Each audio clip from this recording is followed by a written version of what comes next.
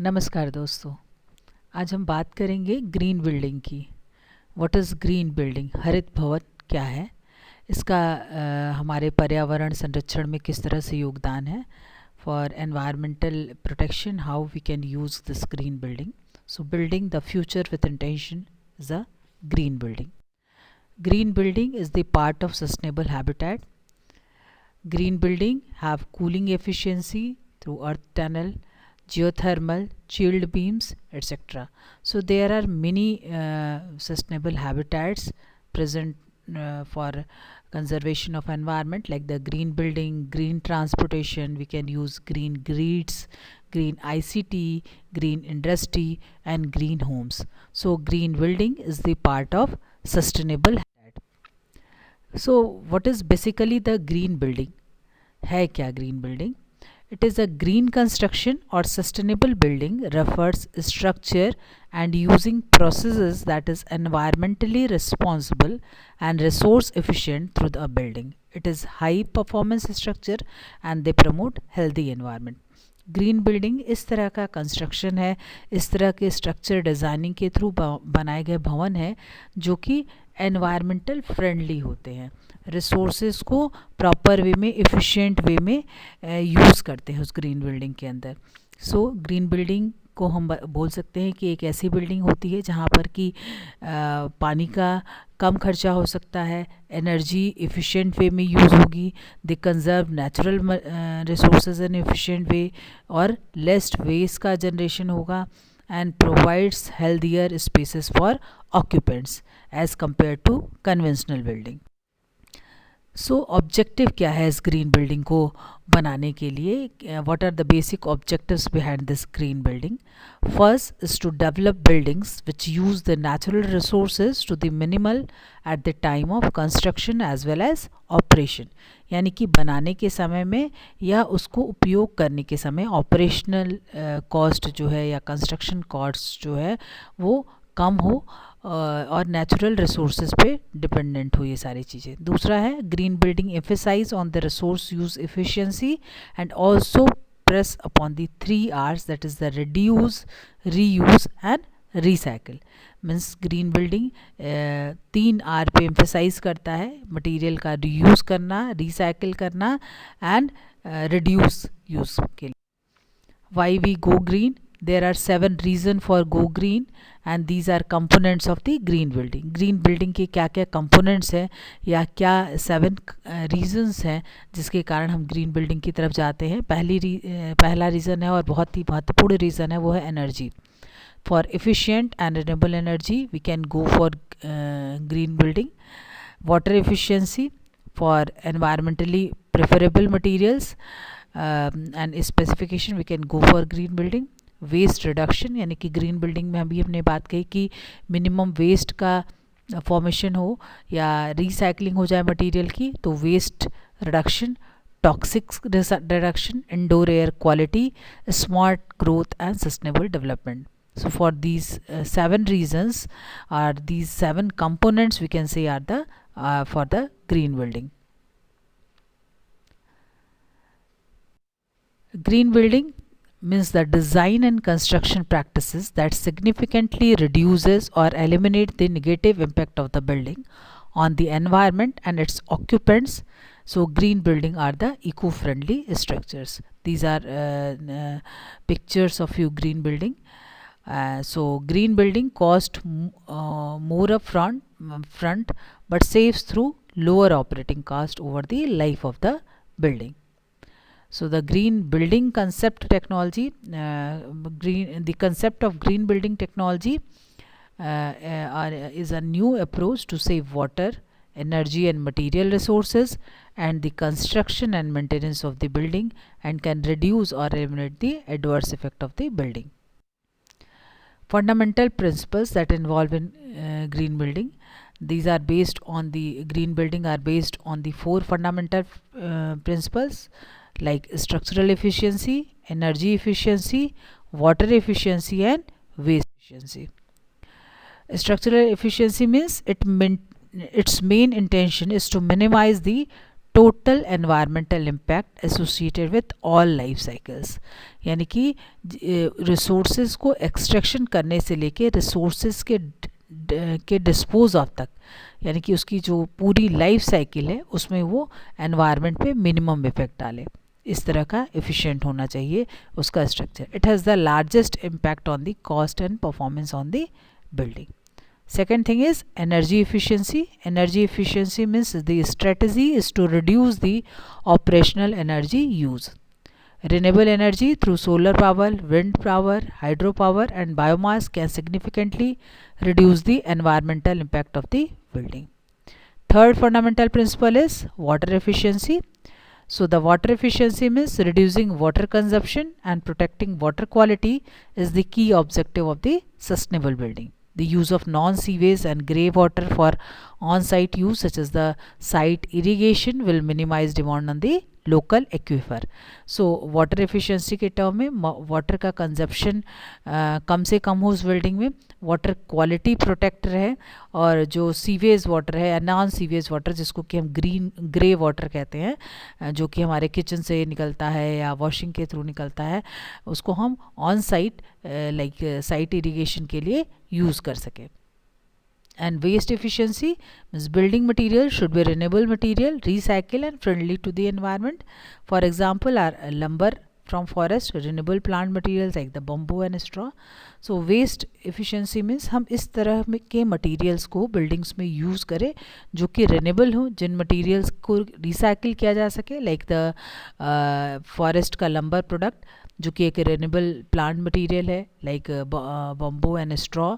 इन materials को हम use कर सकते हैं जिनके कि ख़त्म होने के बाद से या डेथ और डिकम्पोजिशन के बाद से भी, इन मटेरियल के डिकम्पोजिशन के बाद से भी ऑर्गेनिक मटेरियल का फॉर्मेशन हो जाएगा और वो सॉइल के अंदर मिल जाएंगे, उनसे किसी भी तरह का वेस्ट का जनरेशन नहीं होगा. So these 4 are the fundamental principle of green material, like structural efficiency, energy efficiency, water efficiency and waste efficiency. The choice of green materials depends on 4 parameters, 4 और 5 पैरामीटर. Physical suitability. अब हम green material का use करते हैं green building के formation में. क्यों? क्योंकि जो कन्वेंशनल टाइप से बिल्डिंग का फॉर्मेशन हो रहा है, कन्वेंशनल तरीके से बिल्डिंग मटेरियल लग रही है, उसमें करीब 40% बिजली की खपत और 24% कार्बन डाइऑक्साइड का इमिशन होता है. सो ग्रीन बिल्डिंग एक ऐसी बिल्डिंग है, ऐसी इमारत है जिसमें 30 से 40% कम बिजली और 30 से 70% कम पानी का इस्तेमाल होता है. और इन बिल्डिंग्स में जैसे कि अभी हमने आपको बताया कि अलग अलग साधन होते हैं इन ऊर्जा को या बिजली को बचाने के लिए और कार्बन डाइऑक्साइड के इमिशन को रोकने के लिए. सो ये मटीरियल्स ग्रीन मटीरियल्स कहलाते हैं. चॉइस ऑफ ग्रीन मटीरियल्स अलग अलग चीज़ों पे निर्भर करती है. पहली चीज़ है फिज़िकल सुटेबिलिटी, यानी कि its physical properties like the compressive strength, tensile strength, water resistance etcetera. दूसरी चीज़ जो है ग्रीन मटेरियल, जब हम उसको as a green material use करेंगे उस मटेरियल को, तो उसकी डिपेंडेबिलिटी यानी its dependability on other material for its aesthetic और फंक्शनल एफिशिएंसी. थर्ड थिंग है जो कि बहुत इंपॉर्टेंट है, that is the cost affordability subject to the budgetary constraints, and then its aesthetic blend with the entire scheme of things, and the workability is with which it can be used. So ये सारी चीज़ें हैं कि उसकी physical suitability की उस material की कितनी है, वो कॉस्ट एफिशिएंट है या नहीं है, उसकी वर्केबिलिटी कितनी है. इन सारी चीज़ों पे ग्रीन मटेरियल की चॉइस डिपेंड करती है कि हम कौन सा ग्रीन मटेरियल कब लें. इसके अलावा एक और चीज़ है जो बहुत ही इंपॉर्टेंट है, वो है उसका एनवायरमेंटल परफॉर्मेंस, यानी कि वो कितना % एनर्जी एफिशिएंट है, उसका कितना मटेरियल रिसाइकिल हो सकता है, रिसाइकिलिबिलिटी उसकी कितनी है, क्या उससे कोई टॉक्सिक एमिशन हो रहा है उस मटेरियल से, कार्बन फुटप्रिंट कितना है, दैट मीन्स कि वो कितना कार्बन डाइऑक्साइड इमिट कर रही है. लेसर कार्बन डाइऑक्साइड इमिट करेगी तभी उसको as a green building material में यूज़ करेंगे. वाटर फुटप्रिंट कितना है और ओवरऑल लाइफ साइकिल इम्पैक्ट कितना है. So choice of green material depends on these things. So materials used in green buildings are wool bricks, sustainable concrete, solar tiles, paper insulation, triple glazed windows instead of steel use bamboo. So green material में green building में जो जो material use होती हैं जो कि energy efficient होती हैं, कम यूज़ ऑफ वाटर करती हैं, कम वेस्ट का फॉर्मेशन करती हैं, वो उनकी एग्जांपल ये हैं कि हम वुल ब्रिक्स का यूज़ कर सकते हैं, सस्टेनेबल कंक्रीट का यूज़ कर सकते हैं, सोलर टाइल्स का यूज़ कर सकते हैं, ट्रिपल गेज्ड विंडो का यूज़ कर सकते हैं, और स्टील की जगह हम बम्बो का यूज़ कर सकते हैं. सो the material used in green building projects to be from a natural renewable source that has been managed and harvested in a sustainable way. So green material वो natural material या renewable sources होते हैं जो कि जिनको कि हम sustainable way में manage कर सकते हैं या harvest कर सकते हैं. दूसरी इम्पॉर्टेंट चीज़ है जो ग्रीन मटेरियल प्रोजेक्ट के लिए कि वो मटेरियल लेनी चाहिए जो कि लोकली अवेलेबल हो, obtained locally in order to reduce the embedded energy cost of transportation. बहुत सारे ऐसे मटेरियल ग्रीन मटेरियल हैं, जैसे मान लीजिए कि अगर हम कहें कि बम्बो ग्रीन मटेरियल है, लेकिन अगर बम्बो हमारे एरिया में बहुत ज़्यादा नहीं मिल रहा है, लोकली अवेलेबल नहीं है और हमको आसाम से ट्रांसपोर्ट कराना पड़े, तो ये ग्रीन मटेरियल की कैटेगरी में नहीं आएगा.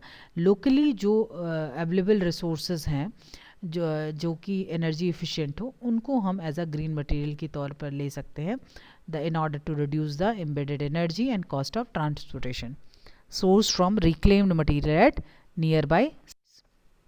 So we can use renewable plant material like straw, timber for sustainably managed forest, recyclable stones, recyclable metals, products that are non-toxic, reusable, renewable and recyclable, like ship wool, compressed earth blocks, flax, clays, cork, sandstones and concretes. These things can be used as green materials.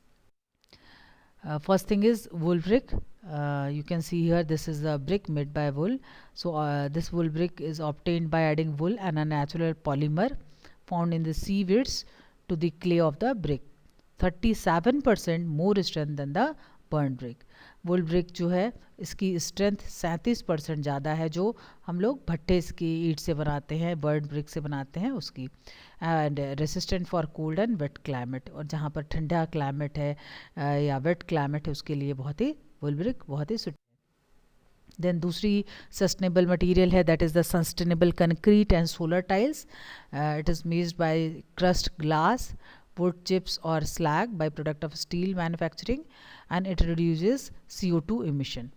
सो ये बहुत ही efficient material ये भी है. Solar tiles भी, solar concrete और solar tiles is exist to simply protect a building and they spent a large portion on the day absorbing energy for the sun.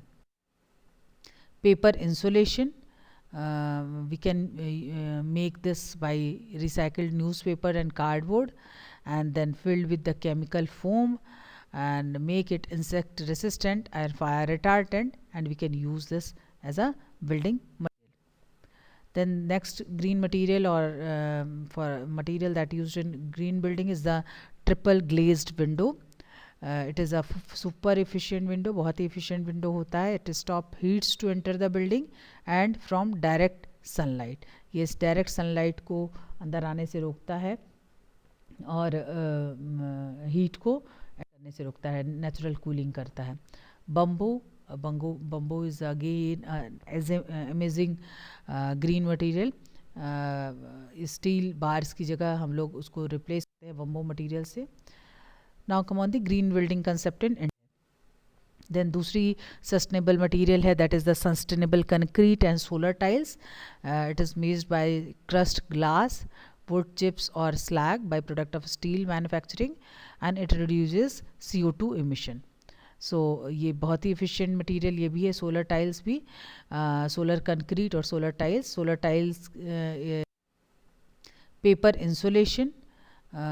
We can make this by recycled newspaper and cardboard and then filled with the chemical foam and make it insect resistant and fire retardant, and we can use this as a building material.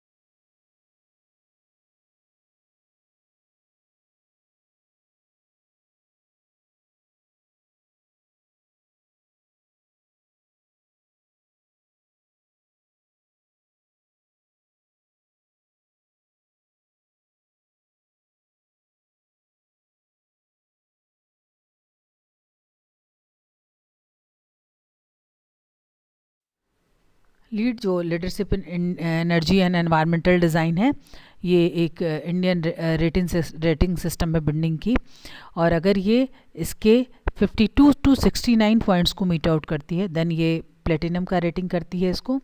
39 से 51% तक का अगर ये करती है तो gold rate करती है, और 33 से 38 पॉइंट का करती है तो सिल्वर रेट करती है। 26 से 32 पॉइंट्स पे ये बिल्डिंग्स को ग्रीन बिल्डिंग सर्टिफाइड करती है। ग्रीन बिल्डिंग 2002 से अगर हम देखें तो इसकी ग्रोथ कुछ इस तरह से है। रजिस्टर्ड बिल्डिंग की ग्रीन बिल्डिंग की संख्या जो है काफ़ी ज़्यादा बढ़ी हुई है। इसके अलावा सर्टिफाइड और प्री सर्टिफाइड ग्रीन बिल्डिंग्स के भी आंकड़े में वृद्धि हुई है।